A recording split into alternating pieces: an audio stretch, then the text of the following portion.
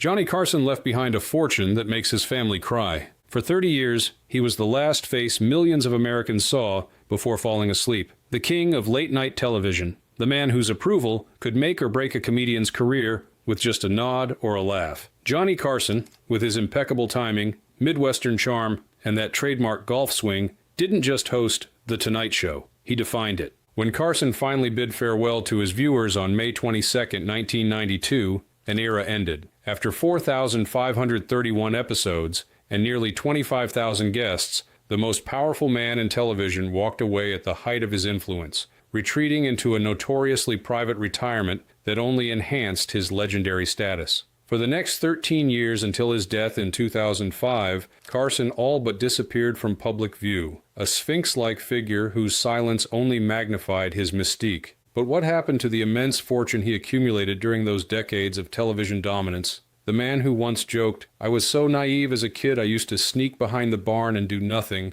proved anything but naive when it came to managing his empire. When Johnny Carson passed away at 79, he left behind a financial legacy that shocked Hollywood and forever transformed the lives of those closest to him. This isn't just a story about money, though the numbers will astonish you. It's about a complex man whose final decisions revealed more about his true character than perhaps anything he ever said on air. Today we'll explore the surprising journey of Johnny Carson's fortune, where it came from, where it went, and why it caused such powerful emotions among his family. Because sometimes, what we leave behind says more about us than what we do in life. And in Carson's case, his ultimate legacy came not from the television empire he built, but from what he chose to do with the fruits of that empire when the cameras stopped rolling for good. The boy from Nebraska, humble beginnings, long before Here's Johnny became America's nightly greeting, John William Carson was just another Midwestern boy with dreams bigger than his circumstances.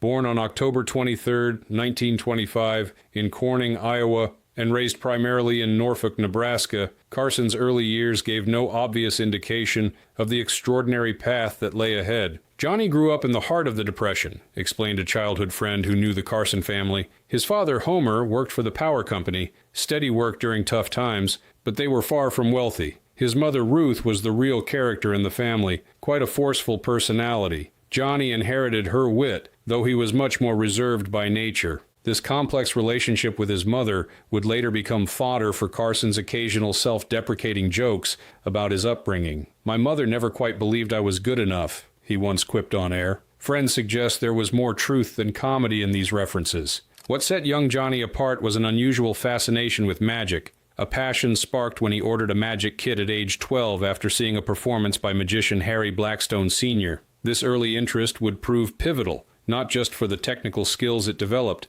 but for how it shaped Carson's understanding of timing, misdirection, and audience psychology. Johnny Carson, the Great Carsoni, began performing magic shows at local Rotary clubs and county fairs, earning $3 per performance, his first taste of entertainment income. This teenage magician could never have imagined that decades later, his annual salary would reach 8 figures. After high school, Carson's path took a detour through the U.S. Navy, where he served as an ensign during World War II. Though he never saw combat, Carson's military experience broadened his horizons beyond Nebraska and provided material for later comedic anecdotes about his time decoding encrypted messages aboard the USS Pennsylvania. Following his discharge, Carson's ambitions led him to the University of Nebraska, where he studied radio and speech with an eye toward broadcasting, a field expanding rapidly in post-war America. It was here that Carson made his first true foray into performing, appearing on university radio station KFAB. He wasn't the most obvious star in the making, recalled a university contemporary. Johnny was smart, certainly, and quietly ambitious, but he was also reserved, even a bit shy off stage. Nothing like the confident host America would later know. That transformation was remarkable. Carson's early professional years included stints at WOW Radio in Omaha and later WOW TV, where he hosted a show called The Squirrel's Nest, a humble beginning for television's future king. But even these early roles showcased his distinctive ability to remain cool under pressure and find humor in unexpected moments, hallmarks that would define his later success. In 1951, Carson made a pivotal move to Los Angeles, a decision that would ultimately set him on the path to extraordinary wealth. Working as a staff announcer at KNXT, he developed his own comedy show, Carson's Cellar, which caught the attention of influential industry figures, including comedian Red Skelton. Legend has it that when Skelton once knocked himself unconscious an hour before his live television show, Carson was called in as an emergency replacement, a twist of fate that showcased his ability to think on his feet before a national audience. These early Hollywood years also included hosting the game show Earn Your Vacation and a stint on The Johnny Carson Show, which, despite its short run, positioned him for bigger opportunities. By 1957, Carson had secured the hosting position on the game show Who Do You Trust?, a role that not only honed his interviewing skills, but also introduced him to Ed McMahon, the man who would become his straight man and sidekick for 3 decades on The Tonight Show. Johnny was methodical in those early years, noted a television historian. He was studying what worked and what didn't, building a repertoire of techniques and approaches. He wasn't an overnight success by any means. He was laying groundwork, developing the skills that would later make him seem effortless on camera. This careful preparation would serve Carson well when, in March 1962, NBC made the decision that would transform both his life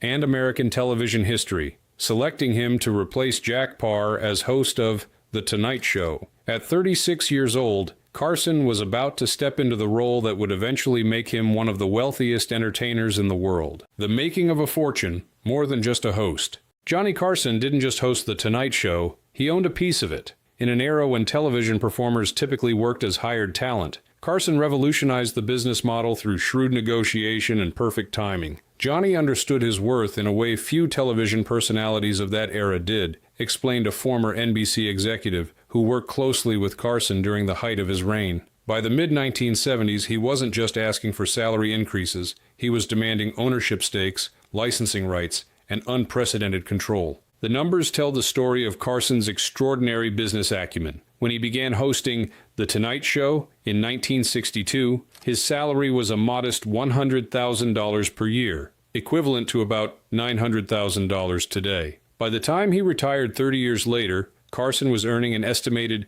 $25 million annually, the highest-paid television entertainer in history at that time. But the true genius of Carson's financial empire came from his understanding of leverage. In 1980, The Tonight Show was expanded from 90 minutes to a full 2 hours. Carson agreed to the change on one condition, that NBC return the extra 30 minutes to local affiliates for their own programming. Why would he voluntarily reduce his airtime? Because Carson Productions, his independent company, would produce many of the shows filling those time slots, creating a secondary revenue stream completely separate from his NBC contract. It was brilliant, noted a television historian who has studied Carson's business deals. He essentially created prime real estate in the broadcast schedule, then built on that land. Few entertainers have ever demonstrated that level of strategic thinking. What many viewers never realized was that Carson's role extended far beyond his on-air presence. By the late 1970s, he had negotiated ownership of all of his previous Tonight Show episodes,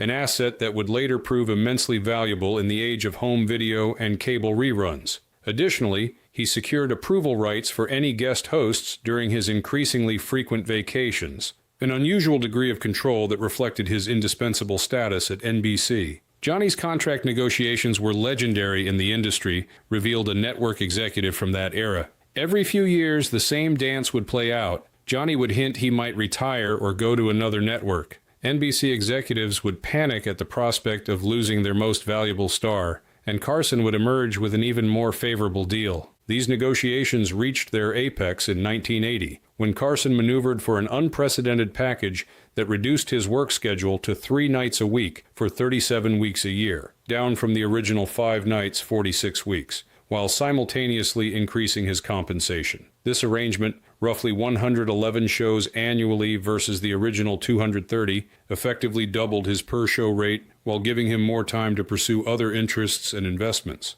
Carson's wealth was further enhanced by perfect historical timing. His peak earning years coincided with an explosion in television advertising rates before cable fragmentation eroded network dominance. The simple mathematics of his situation were staggering, as the undisputed king of late-night television reaching millions of Americans every weeknight. Carson's per-minute value to advertisers, made him an unparalleled asset. The Carson economy extended far beyond his own earnings, explained a media analyst. Entire careers were made by a single successful appearance on his show. Publishing houses would print extra copies of books in anticipation of the Carson bump if an author was scheduled as a guest. Vegas casinos would offer significantly higher fees to comedians who had been approved by Carson. He was a one-man industry. Carson Productions, founded in 1980, served as the vehicle for his expanding business empire. Beyond The Tonight Show, the company produced other television properties, including TV's Bloopers and Practical Jokes with Dick Clark. While never becoming a major studio, the production company created another revenue stream that diversified Carson's income beyond his NBC salary. Lesser known was Carson's savvy investing in real estate, particularly in Southern California during one of the region's most dramatic appreciation periods. His Malibu beach house, purchased for approximately $9.5 million in the early 1980s, included a championship tennis court, pavilion, and private access to the beach. Additional properties in Beverly Hills and other prime locations formed a substantial real estate portfolio. Johnny lived well, but compared to today's celebrity lifestyle, he was almost modest, revealed a longtime friend of the entertainer. He had the Malibu home, the New York apartment, some investments in real estate and art, but he wasn't flashy about his wealth. That wasn't his style. By the time he retired, financial analysts estimated Carson's net worth between $300 to $450 million in early 1990s dollars. Adjusted for inflation, that's approximately $600 to $900 million in today's terms, nearly $1 billion fortune accumulated primarily from television work, a feat that remains unmatched in broadcasting history. This relative financial conservatism, combined with savvy investment strategies guided by longtime financial advisors, meant that Carson's fortune didn't dissipate in retirement. Instead, it continued growing even after his final bow on The Tonight Show. But the question that fascinated Hollywood insiders remained. What would happen to this enormous wealth when television's most private superstar finally exited the stage for good? The answer would prove as surprising as Carson himself. The man behind the desk, Carson's complex personal life. To understand Johnny Carson's ultimate decisions about his fortune, one must first understand the complex, often contradictory man behind the familiar television persona. Despite spending 30 years in America's living rooms, Carson remained an enigma, warm and engaging on camera, but intensely private and often remote in his personal relationships. Johnny was like two different people, explained a longtime Tonight Show staff member who worked closely with Carson for over a decade. The Johnny you saw on television, charming, quick-witted, seemingly completely at ease, that was real, but it was just one facet. Off camera, he could be withdrawn, sometimes difficult, often lonely. Fame isolated him in ways that were difficult for anyone around him to fully comprehend. Carson's personal life was marked by contradictions and challenges that stood in stark contrast to his professional success. Most notable were his 4 marriages to Jody Wolcott, 1949 to 1963, Joanne Copeland, 1963 to 1972, Joanna Holland, 1972 to 1985, and finally to Alexis Moss, whom he married in 1987 and remained with until his death in 2005. These relationships, particularly the first 3 marriages, were complicated by Carson's workaholic tendencies, his difficulty with emotional intimacy, and, according to some accounts, his infidelities. His second divorce from Joanne Copeland reportedly cost him $6 million, a substantial sum in early 1970s dollars that nevertheless represented only a fraction of his growing wealth. It was his third divorce, however, that truly shocked Hollywood and the financial world. His split from Joanna Holland in 1985 resulted in what was then one of the largest divorce settlements in California history, reportedly $80 million in cash and property. This extraordinary figure represented approximately 30% of his estimated worth at the time. That settlement was a wake-up call for Johnny, noted a financial advisor familiar with celebrity estates. It made him much more conscious about wealth protection and careful estate planning. I think it fundamentally changed his approach to his finances and legacy. Carson's relationship with his 3 sons, Christopher, Corey, and Richard, from his first marriage, was similarly complex. Though he provided well for them financially, emotional connections were often strained by his demanding career and reserved nature. Johnny wasn't the most demonstrative father, admitted a family acquaintance. He loved his boys without question, but he wasn't particularly equipped to show it in conventional ways. There was a distance there that I think everyone found difficult. This emotional reserve extended beyond his immediate family to his broader relationships. Despite his affable on-screen persona and genuine kindness to many colleagues, Carson maintained few close friendships. Those who did break through his carefully constructed barriers, people like his longtime lawyer and confidant Henry Bushkin, described a man capable of great generosity, but also prone to sudden coldness if he felt betrayed or invaded. Carson's complicated relationship with alcohol further contributed to his personal challenges. Though never derailing his career in the way it had for many Hollywood stars, his drinking was well known within industry circles, occasionally contributing to difficult behavior at parties or in private settings. Johnny used alcohol as a social lubricant, explained a former Tonight Show producer. He was naturally shy, believe it or not, and a couple of drinks helped him relax in public settings. But there were times when it went beyond that, especially during difficult periods in his personal life. Perhaps the most profound personal tragedy in Carson's life came in 1991, when his son Richard died in a car accident at age 39. Those close to Carson describe him as devastated by the loss, though characteristically private in his grief. This tragedy reportedly led Carson to reevaluate aspects of his life and legacy, including his philanthropic intentions. After Rick's death, something changed in Johnny, revealed a longtime associate. He became more reflective about what truly mattered. I think it accelerated his retirement decision the following year, and it definitely influenced his thinking about what he wanted to do with his wealth. Despite these personal complexities, or perhaps because of them, Carson developed a surprisingly philosophical outlook on wealth and success as he aged. The boy from Nebraska who had achieved extraordinary fame and fortune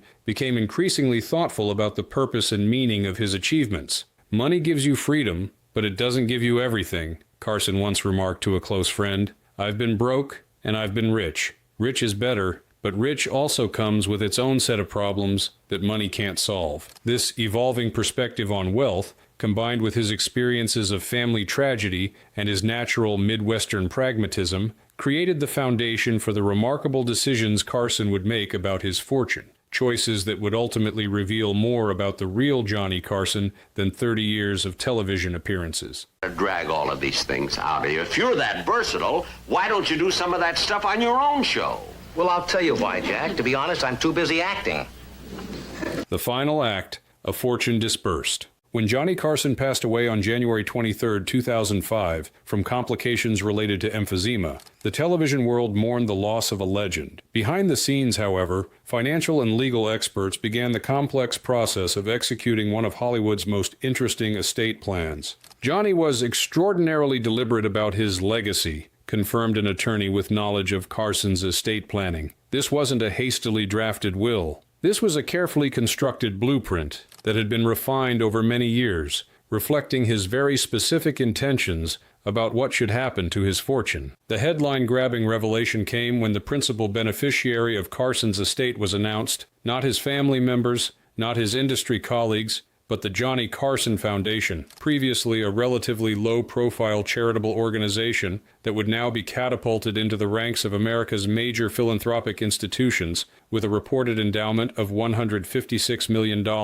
For those familiar with Carson's intensely private nature and his careful avoidance of political or social controversy throughout his career, the decision seemed puzzling at first. The host, who rarely let viewers glimpse his personal beliefs, was posthumously committing the bulk of his fortune to public causes. It was actually perfectly in character, explained a longtime production executive who worked with Carson for over a decade. Johnny believed in meritocracy because that's how he succeeded. He didn't come from money or connections. He made it on talent and work ethic. His foundation focuses on supporting people with potential who just need an opportunity, exactly the kind of support he would have appreciated in his early years. The Carson Foundation's focus areas indeed reflected personal values rarely discussed during his television career: education, children's services, and health programs, with particular emphasis on programs in Nebraska, where he spent his formative years, and Southern California, where he built his career and spent his retirement. What many found surprising was the Foundation's operating style: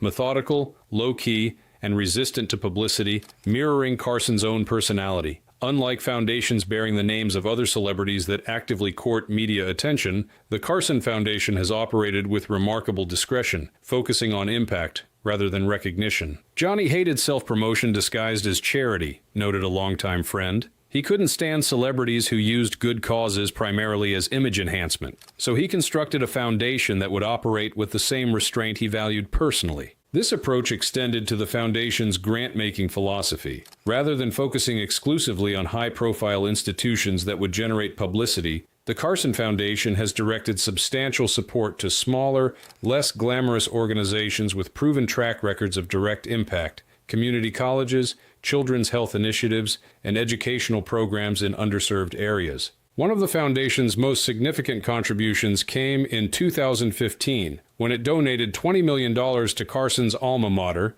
the University of Nebraska. The gift established the Johnny Carson Center for Emerging Media Arts, supporting precisely the kind of innovative communication program that had given Carson his own start decades earlier. What made the arrangement even more remarkable was Carson's decision regarding his three sons, Christopher, Corey, and Richard, posthumously. While all three received inheritances, the specific amounts were never publicly disclosed, leading to speculation that ranged from modest to generous, but not excessive. Johnny was adamant that his wealth shouldn't become a burden for his children, revealed a source close to the family. He subscribed to the philosophy that leaving vast fortunes to heirs often does more harm than good. He wanted his sons to forge their own paths, just as he had. This perspective was reinforced by Carson's own observations of wealthy families in Hollywood and beyond. He had witnessed firsthand how inherited wealth sometimes created dependency, entitlement, and purposelessness among heirs, outcomes he was determined to avoid for his own family. Johnny used to say that giving kids enormous wealth was like giving them a boat with no rudder, recalled a business associate. They might float for a while, but eventually they'd drift into trouble without the skills to navigate on their own. This philosophy became particularly poignant in light of family tragedy. Following Richard's death in 1991, Carson reportedly restructured aspects of his estate plan, reinforcing his commitment to charitable giving while ensuring his remaining sons and grandchildren would be comfortably provided for without receiving sums that might prove detrimental. The emotional impact of Carson's decisions extended beyond his immediate family. His widow, Alexis, whom he married in 1987, reportedly received specific bequests, including properties and personal items of sentimental value. Yet the bulk of the financial assets went to the foundation, a decision that sources say reflected mutual understanding between the couple about Carson's philanthropic intentions. Additionally, Carson made more personal bequests to individuals who had played significant roles in his life: loyal staff members, friends who had stood by him during difficult times, and colleagues from his Tonight Show years. These gifts, while never publicly detailed, reportedly reflected Carson's private appreciation for those who had contributed to his success and happiness. When the details became clear, there were tears, admitted a family associate, not of anger or disappointment, but of profound realization about what Johnny truly valued. It was an emotional moment when his family fully comprehended the legacy he wanted to leave. Perhaps most surprising was a bequest Carson made to the Animal Foundation of Las Vegas, a gift of $800,000 that reflected his lifelong love of animals, particularly big cats. This lesser-known passion had occasionally surfaced on The Tonight Show through visits from zoologist Joan Embery and others, but few realized how deeply Carson cared about wildlife conservation efforts. In typical Carson fashion, even these philanthropic decisions were made without fanfare or public announcement. The details emerged gradually, painting a picture of a man whose final wishes reflected values he had rarely articulated publicly, but had clearly contemplated deeply in private. Johnny Carson, I'm going to bring you a safe and sane fourth tonight, because the monologue is a dud. The unexpected legacy. Tears of realization. In the years following Johnny Carson's death, something remarkable happened. The foundation bearing his name began quietly but effectively transforming lives, funding scholarships, supporting educational initiatives, contributing to children's health programs, and establishing arts endowments. By 2022, the foundation had granted over $200 million to various causes, with minimal publicity or self-congratulation, an approach that perfectly reflected Carson's own values. For Carson's family, watching this philanthropic work unfold created a complex emotional journey. What began as a surprise learning that the bulk of his fortune would not remain within the family, evolved into something much more meaningful, the realization that they were stewards of a different kind of inheritance. It's moved them to tears on multiple occasions, revealed a longtime family friend. Not tears of regret or loss, but tears of pride and understanding. They've watched Johnny's wealth literally change lives,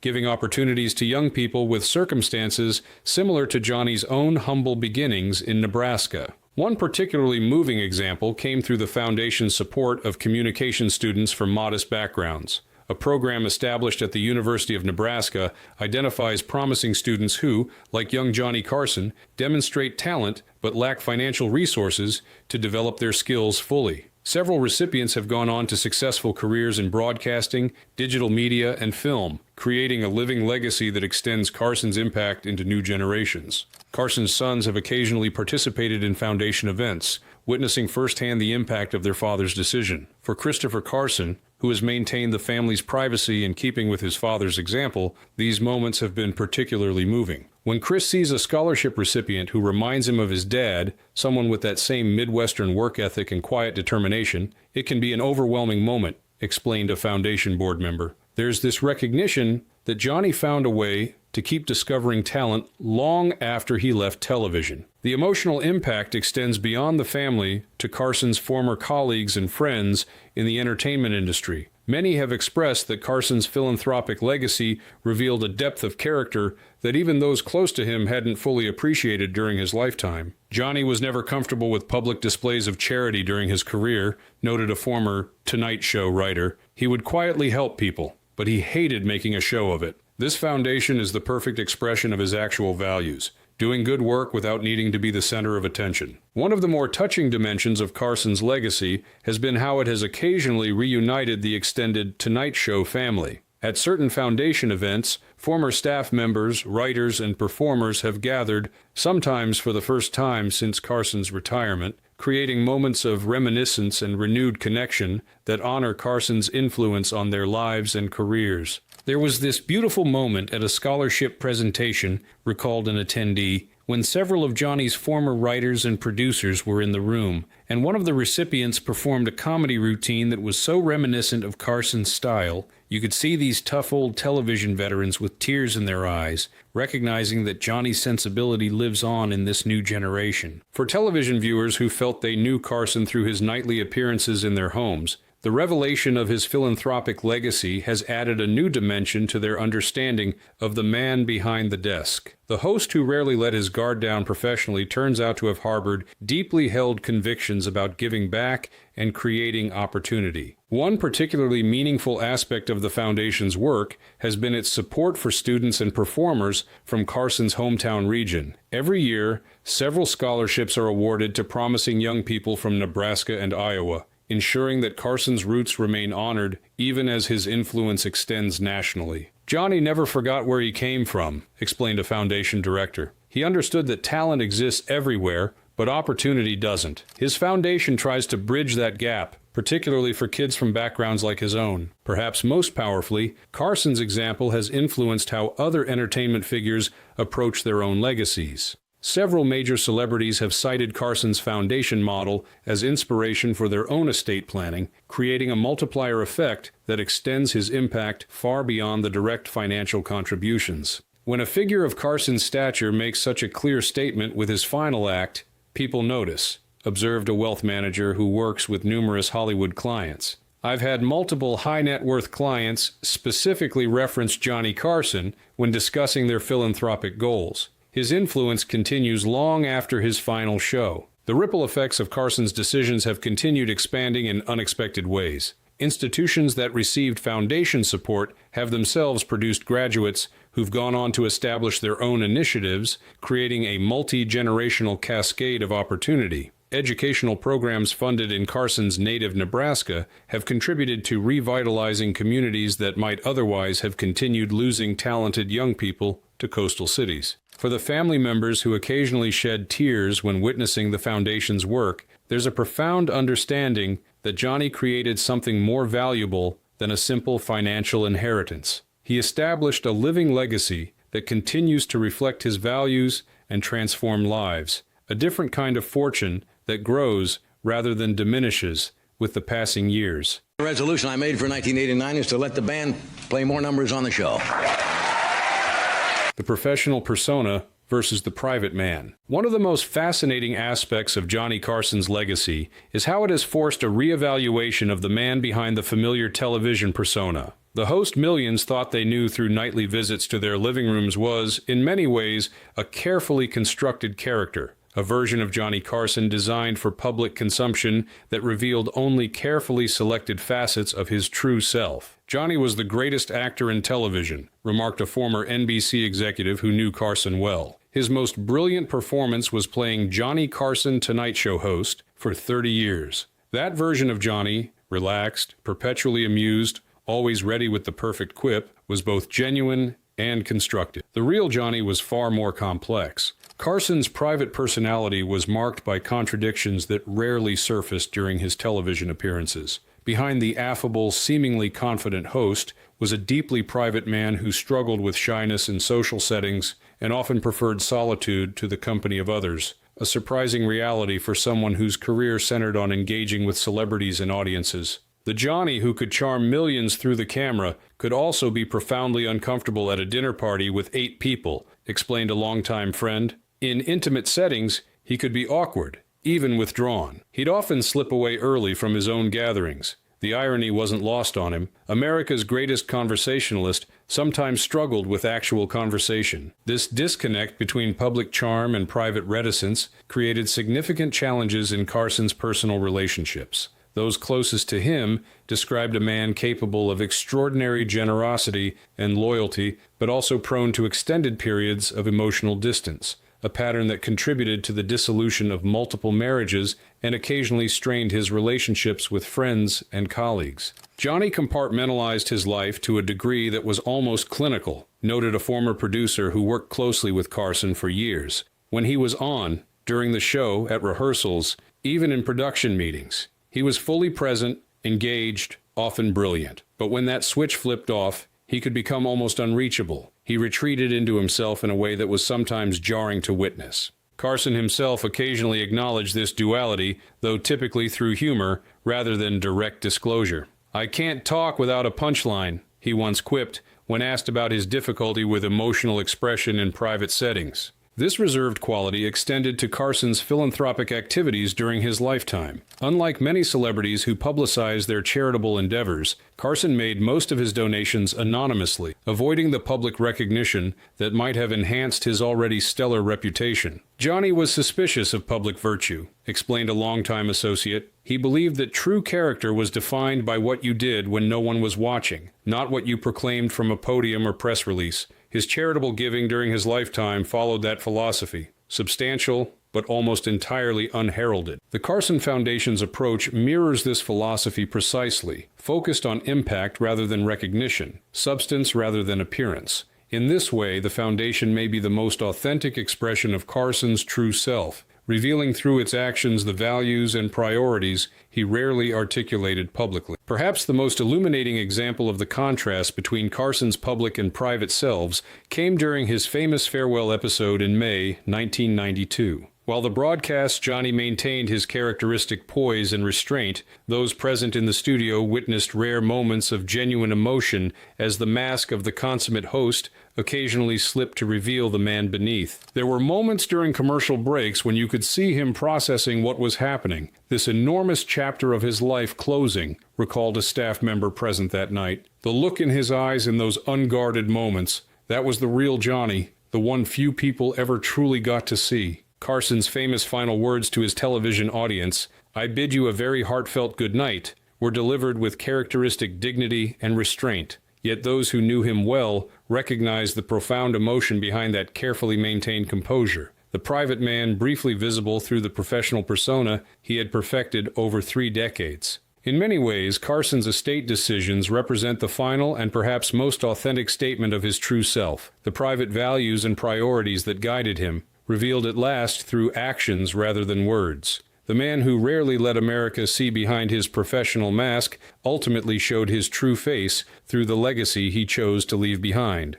Beyond money, the true Carson fortune As we conclude our exploration of Johnny Carson's remarkable financial legacy, it's worth reflecting on what his choices reveal about the man behind the television persona, and what lessons we might draw from his example. Carson's journey from modest Nebraska beginnings to enormous wealth and influence represents a quintessentially American success story. Yet his decision to direct the bulk of his fortune toward creating opportunities for others suggests a man who never forgot his roots or lost perspective on what truly matters. Johnny understood something fundamental about wealth, observed a philanthropic advisor who has studied major entertainment estates. He recognized that money's greatest value isn't in its accumulation or even in the comfort it provides, but in its potential to create positive change when directed purposefully. For Carson's family, the initial surprise of his estate plan has evolved into a profound appreciation for the ongoing impact of his decisions. While they certainly receive financial inheritances,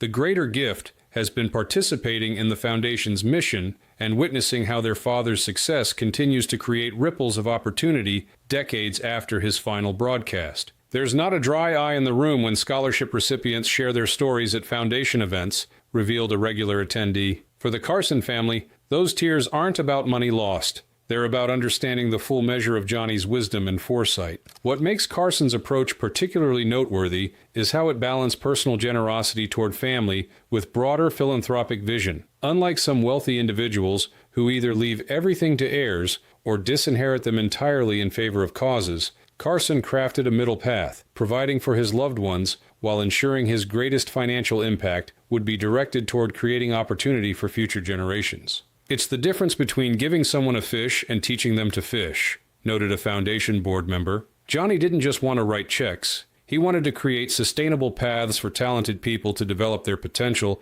just as he had the chance to develop his. Carson's legacy offers a compelling counterpoint to the often ostentatious displays of wealth that characterize much of celebrity culture. In an era of social media wealth flaunting and conspicuous consumption, the Carson model suggests an alternative approach, one that emphasizes impact over image, substance over show. This approach is particularly noteworthy given Carson's profession. As a television personality whose career depended on public approval and attention, he might have been expected to seek recognition for his philanthropy. Instead, he chose a path of deliberate anonymity, allowing his charitable work to proceed without the spotlight he so easily could have commanded. Johnny used to say that applause was addictive but ultimately empty if you haven't earned it, recalled a longtime friend. He felt the same way about praise for giving away money. Anyone with means can write a check, but creating meaningful change requires thought and care, not just dollars. That's what he wanted his foundation to represent.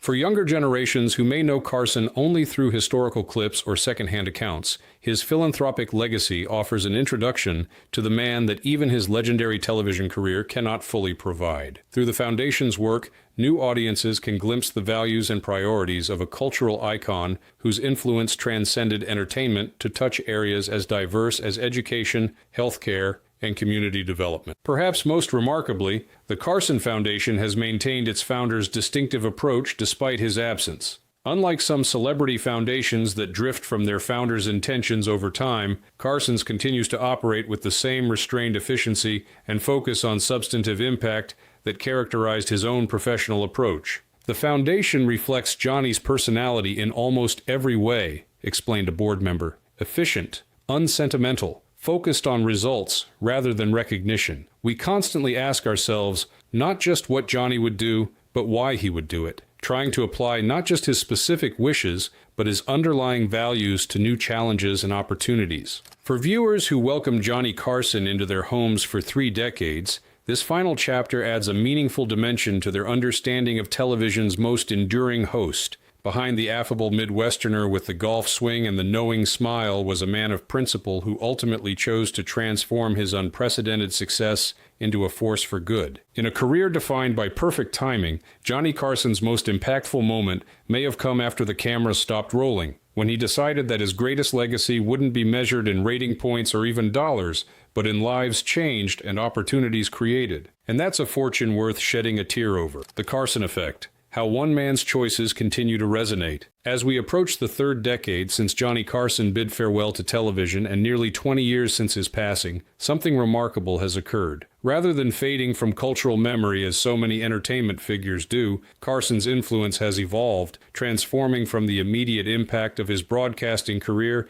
to the more enduring legacy of his philanthropic choices. It's rare for a television personality's influence to grow after their death, noted a media historian specializing in broadcast history. Usually, the opposite occurs. Their cultural footprint gradually diminishes as new generations emerge without direct exposure to their work. But Carson represents something different. Through his foundation, his impact actually continues expanding in ways that transcend his television career. This Carson effect manifests in multiple dimensions, beginning with the direct impact of the Foundation's grants and programs. By 2023, over $250 million had been distributed to various causes, primarily focusing on education and children's services. These funds have created scholarships, supported community programs, established educational facilities, and provided crucial resources to organizations serving vulnerable populations. More subtle but equally significant has been Carson's influence on other wealthy individuals' philanthropic choices. Several prominent entertainment figures have explicitly cited Carson's example when structuring their own charitable giving and estate plans, creating a multiplier effect that extends far beyond the direct financial impact of Carson's foundation. I've had multiple clients mention Johnny Carson when discussing their legacy planning, confirmed an attorney who specializes in entertainment industry estate planning. They'll say things like, "I want to do something like Carson did, something substantive that creates real opportunity." His approach has become a kind of gold standard for celebrities who want their wealth to have meaningful impact. This influence extends to the operational style of other celebrity foundations as well. The Carson model, focused on impact rather than publicity, efficient in administration, strategically targeted in giving, has inspired others to adopt similar approaches, creating a more substantive form of celebrity philanthropy that prioritizes results over recognition. Perhaps most powerfully, Carson's philanthropic legacy has provided a framework for understanding the man behind the television persona, offering insights into his true character and values that might otherwise have remained hidden given his intensely private nature. Johnny Carson the philanthropist tells us more about who he really was than Johnny Carson the television host ever could, suggested a biographer who studied Carson's life and career. The choices he made about his legacy, the causes he prioritized, the approach he insisted upon, even the timing of his decisions, reveal a depth of character and clarity of purpose that his public persona only hinted at. This more complete understanding of Carson has resonated particularly with those who worked with him during his television years. Former staff members, writers, and production personnel have often expressed that learning about Carson's philanthropic decisions helped them make sense of the sometimes contradictory man they had known professionally. Working with Johnny could be complicated, admitted a former Tonight Show writer. He could be generous one moment, distant the next. Learning about his foundation and the thoughtfulness behind it helped many of us understand him better, recognizing that beneath that complicated exterior was someone with a clear moral compass and a genuine desire to create opportunity for others. For Carson's family, the foundation has created an evolving relationship with their father's legacy, one that continues to deepen their understanding of the man they knew intimately, yet sometimes struggled to fully comprehend. They're still getting to know Johnny through the work of his foundation, explained a family friend. Each project, each initiative reveals another facet of what mattered to him. It's been a beautiful process for them, continuing their relationship with their father through the good his fortune is doing in the world. As we look to the future, the Carson legacy seems likely to continue evolving in ways that might have surprised even Carson himself. The foundation's endowment ensures its work will continue for generations, creating a perpetual institution that will introduce Carson to audiences who never experienced his television presence firsthand. 50 years from now, there will be successful professionals who know Johnny Carson not as the king of late night, but as the man whose foundation gave them the scholarship that changed their life trajectory, observed an education administrator who works with Carson Foundation grantees. His cultural impact will have transformed completely from entertainment to opportunity creation. For a man who was notoriously difficult to know beyond his carefully constructed public persona, this evolving legacy offers the most authentic and revealing glimpse of the real Johnny Carson. Not the man behind the desk, but the human being behind the man behind the desk. And perhaps that's the most valuable inheritance of all, not just for Carson's family or the direct beneficiaries of his foundation, but for all of us who thought we knew Johnny Carson through those nightly broadcasts. Through his final choices about the fortune he accumulated, we can now understand something more essential about the man who kept us company for so many years.